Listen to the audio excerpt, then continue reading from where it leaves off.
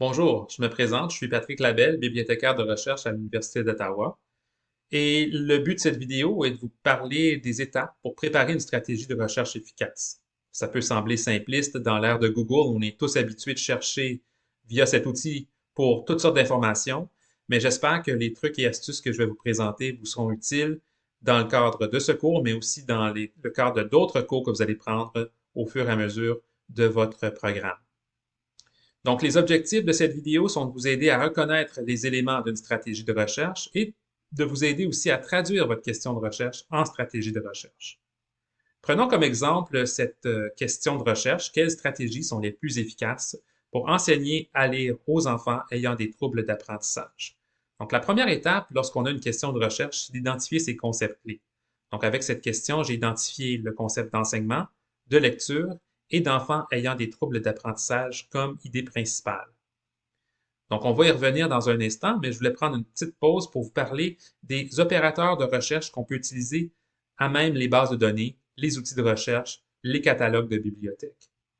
Par défaut, l'opérateur et ou en anglais le and va être utilisé. Donc, on n'a pas souvent besoin de le taper, mais sachez ce qu'il fait, c'est que lorsqu'on utilise le et, on va chercher pour tous les mots-clés qu'on écrit. Donc, si je tape enseignement et lecture, mes résultats devront contenir les deux mots. Si le et n'est pas là, par défaut, c'est ce qui va se passer aussi. Donc, enseignement et lecture et troubles d'apprentissage pourrait être mon exemple aussi si je rajoute un troisième concept. Le plus de concepts vous ajoutez avec le et, le moins de résultats que vous allez obtenir. Donc, ce n'est pas nécessairement une mauvaise chose. Si vous voyez que vous avez beaucoup de résultats, vous pouvez réduire en rajoutant peut-être un troisième ou quatrième concept selon les besoins. Avec le ou, c'est un peu le contraire. Au lieu de trouver moins de résultats, on en trouve en principe plus parce que le ou bien en anglais le or, va vous aider à chercher pour des synonymes. Donc, lecture ou lire, par exemple. Ça peut servir. Donc, encore une fois, c'est bon à retenir si jamais vous voulez élargir le nombre de résultats que vous obtenez. Tentez d'utiliser des synonymes avec l'opérateur ou. L'étoile ou l'astérisque vous permet d'aller chercher différentes variantes d'un mot ou différentes terminaisons, je devrais dire.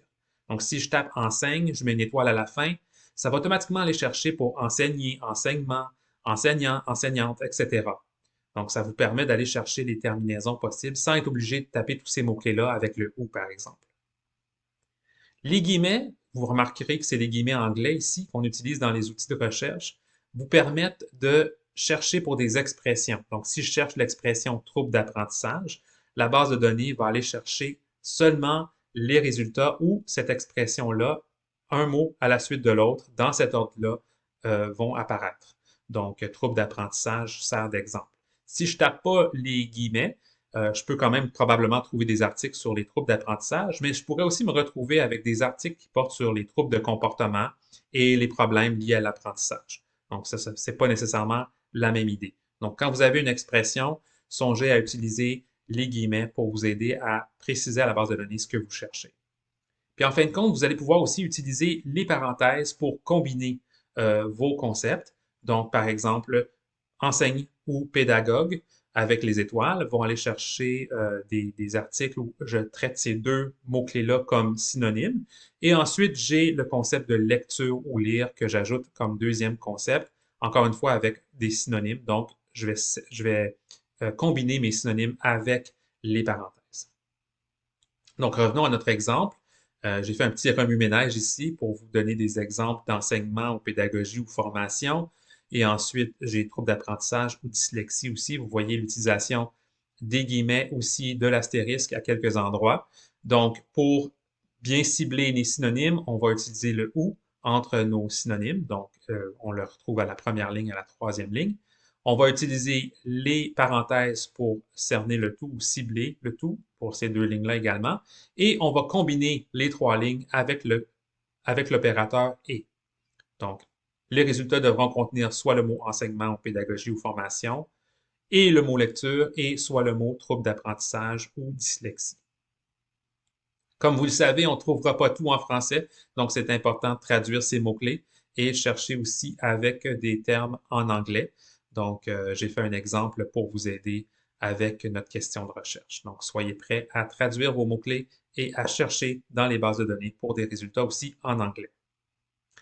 Pour vous aider, vous pouvez vous tourner vers une feuille de travail pour élaborer votre stratégie de recherche. C'est un outil qui vous permet d'identifier votre question de recherche, de cerner les concepts clés et ensuite d'identifier des synonymes aux besoins. Et vous pouvez vous servir de cette feuille au fur et à mesure que vous faites vos recherches et vous pouvez ajouter ou supprimer si jamais vous voyez qu'un mot-clé ne fonctionne pas ou vous donne des informations que vous ne cherchez pas. Vous pouvez vous en servir un peu comme feuille de route et ça peut vous accompagner pendant le processus de la recherche documentaire.